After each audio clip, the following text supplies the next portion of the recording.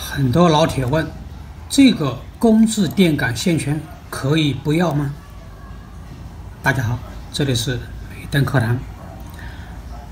我们知道，这个公制电感线圈它是串联在整流滤波电路当中，其作用呢就是滤除温波和交流电等。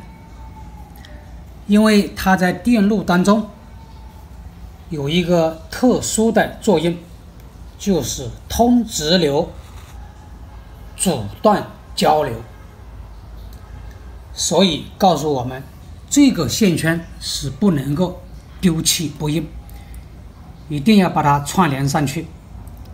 它和 C1 和 C2 共同构成一个派型滤波器，作用就是把整流输出的交流电和温波电压滤除干净，从而输出稳定的直流电。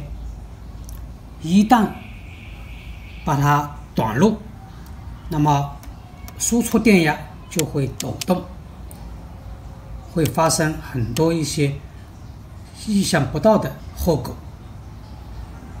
这就是这个线圈的作用，它的工作机理我们要搞清楚。